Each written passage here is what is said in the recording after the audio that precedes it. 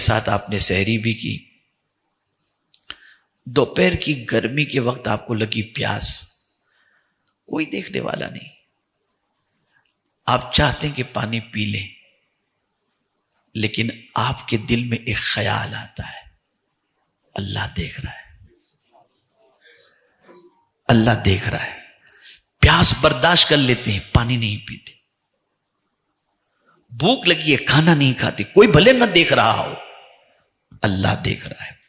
تو یہ تصور جب کسی انسان کے ذہن کے اندر نقش کر جائے کہ کوئی ادھر ادھر بھلے نہ دیکھ رہا ہو، اللہ دیکھ رہا ہے، تو جس طرح سے اللہ کے دیکھنے کا تصور روزے کی حالت میں اکیلے میں بھی ہمیں اللہ کی نافرمانی سے بچا لیتا ہے، ایسے یہ تصور ہمیشہ ہمارے ذہن میں رہے کہ اللہ دیکھ رہا ہے، تو بندہ ہمیشہ گناہوں سے بچنے کی کوشش کرے گا۔ تو روزے کا مقصد یہ ہے کہ پرہیزگار بن جاؤ، اللہ سے ڈرنے والے بندے بن جاؤ،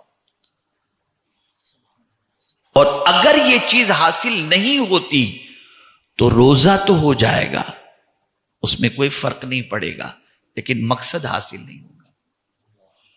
مقصد اس لیے کہ ہر چیز کا مقصد ہے۔ اب میرے پیارے آقا صلی اللہ علیہ وسلم کے پیارے دیوانوں، حدیث مبارکہ میں ہے کہ آقا کریم صلی اللہ تعالی علیہ وسلم ماہ رمضان المبارک کا چاند جیسے ہی نظر آتا تو رسول اعظم صلی اللہ علیہ وسلم کا چہرہ فاق ہو جاتا، رنگ بدل جاتا چہرے کا۔ کیوں؟ کہیں ایسا نہ ہو کہ اس مہینے میں کوئی پریشانی آ جائے جس کی وجہ سے اس مہینے میں ہم صحیح طور پر عبادت نہ کر سکیں، تو ڈرتے تھے، اس خوف سے حضور کا چہرہ بدل جاتا تھا، چہرے کا رنگ بدل جاتا تھا۔ تو ہمیں بھی ڈرنا چاہیے کہ کہیں ایسا نہ ہو کہ اس ماہ مبارک میں جیسی بندگی کرنی چاہیے ویسی بندگی ہم سے نہ ہو، یہ خوف ہمارے اندر ہونا چاہیے۔ اور ایک حدیث شریف میں نے جب پڑھی تو یقین مانے کہ ایک عجیب کیفیت اس حدیث کے اندر، حدیث کو پڑھنے کے بعد محسوس ہوئی۔ آقا کریم صلی اللہ علیہ وسلم فرماتے ہیں جب ماہ رمضان کا چاند نظر آ جاتا ہے اور پہلی رات رمضان کی ہوتی ہے، اللہ اپنے بندوں پر رحمت کی نظر ڈالتا ہے، اور سرکار صلی اللہ علیہ وسلم فرماتے ہیں اللہ جس پر رحمت کی نظر ڈال دے اس کو عذاب نہیں دے گا۔ اب دیکھیے، ہم کچھ مسلمانوں کو ایسا بھی دیکھتے ہیں، کیا رمضان المبارک کا چاند نظر آیا اور پہلی رات آئی، بائک گھوم رہی ہے، ہوٹلوں پہ بیٹھے ہیں اور بس کوئی کیا گیم کھیل رہا ہے۔ یہ تو اللہ کا شکر ہے کہ اب بند ہو گیا، ورنہ کرکٹ ٹورنامنٹ رکھی جاتی تھی رمضان کی راتوں میں، کیرم کلب لگ جاتے ہیں، پیچھے بیٹ شروع ہو جاتی ہے۔ اس قوم کو اللہ کہاں سے عزت دے گا جو قوم اللہ کے رحمت والے مہینے کا استقبال کرنے کی بجائے اس کی توہین کرے۔ اگر میں آپ کو بتاؤں کہ اس مہینے کے احترام کا ثواب کیا ہے، ایک مجوسی تھا، آتش پرست پارسی، رمضان المبارک میں دن کے اندر اس کا بیٹا راستے میں کھا رہا تھا، اس نے اپنے بیٹے کو تماچا مارا اور کہا تجھے معلوم نہیں کہ مسلمانوں کا رمضان کا مہینہ ہے؟ اس نے کہا ابا تم بھی تو کھاتے ہو رمضان کے مہینے میں۔ کہا بیٹا مجھے راستے میں کھاتے تو نے دیکھا، میں کھاتا ہوں، گھر میں کھاتا ہوں، چھپ کر کھاتا ہوں، علل اعلان نہیں کھاتا۔ مسلمانوں کا یہ مقدس مہینہ ہے، تو باہر کھا رہا ہے، اس مہینے کا تو احترام نہیں کرتا۔ بہرحال بات ختم ہوئی، کچھ دنوں کے بعد وہ شخص بیمار ہوا، اللہ نے اسے اسلام کی توفیق عطا فرما دی، وہ اسلام کی حالت میں مرا، مرنے کے بعد اللہ نے اسے جنت عطا فرمائی۔ کسی نے پوچھا کہ تو مجوسی تھا، تجھے جنت کیسے مل گئی؟ اس نے کہا رمضان کی تعظیم کی بنیاد پر مرنے سے پہلے اللہ نے اسلام کی توفیق مجھے عطا فرمائی۔ یہ ماہ رمضان کا احترام۔ خوب احترام کرو اس مہینے کا. جس طریقے سے ہم کسی مہمان کا ویلکم کرتے ہیں، آقا کریم صلی اللہ علیہ وسلم ماہ رمضان کا ویلکم کرتے، فرماتے مرحبا اہلا وسہلا مرحبا. یہ سرکار صلی اللہ علیہ وسلم ماہ رمضان کا ویلکم کرتے. اور اسی کے ساتھ ساتھ آقا کریم صلی اللہ تعالی علیہ وسلم ماہ رمضان المبارک کی مبارکباد بھی پیش کرتے تھے. لیکن کہیں یہ نہیں آیا، میری نظر سے تو کوئی ایسی چیز نہیں گزری کہ پہلے مبارکباد دینے والے کو یہ ثواب اور یہ فضیلت، یہ پتہ نہیں کہاں سے لے کر کے لوگ آئیں. لیکن مبارکباد تو حدیث مبارکہ میں موجود ہے کہ آقا کریم صلی اللہ علیہ وسلم صحابہ کو مبارکباد پیش فرماتے. اور رسول اعظم صلی اللہ تعالی علیہ وسلم کثرت کے ساتھ ماہ رمضان کی راتوں کے اندر عبادت کیا کرتے.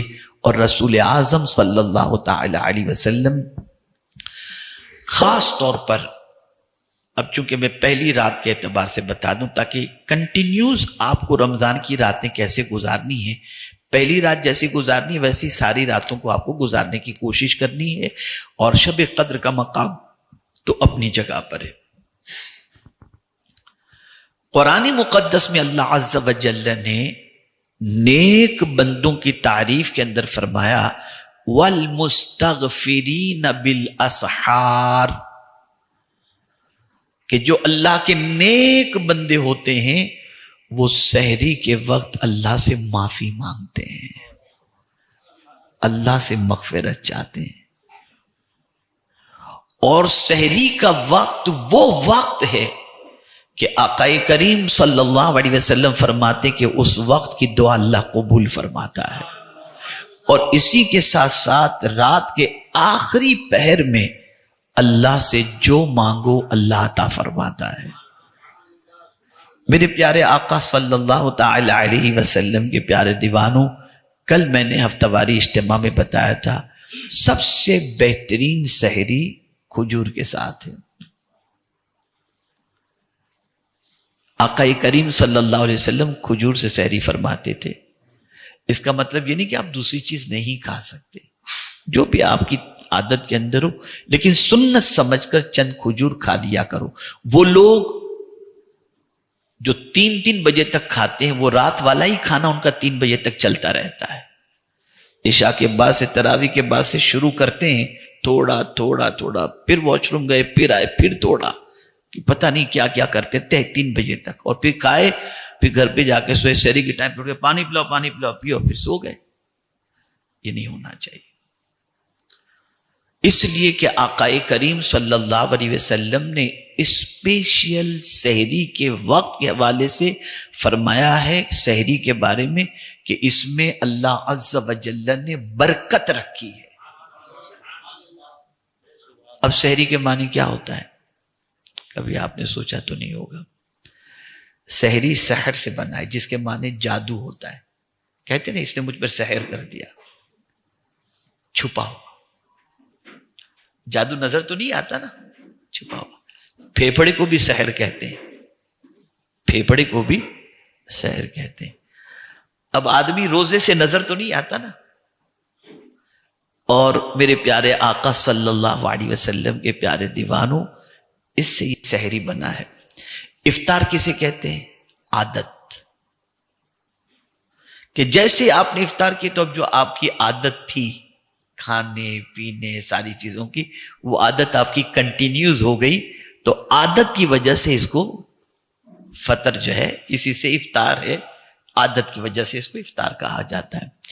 میرے پیارے آقا صلی اللہ تعالی علیہ وسلم کے پیارے دیوانوں، رسول گرامی وقار صلی اللہ تعالی علیہ وسلم ماہ رمضان المبارک میں خاص طور پر 2 قرآن شریف کے ختم کا اہتمام فرماتے.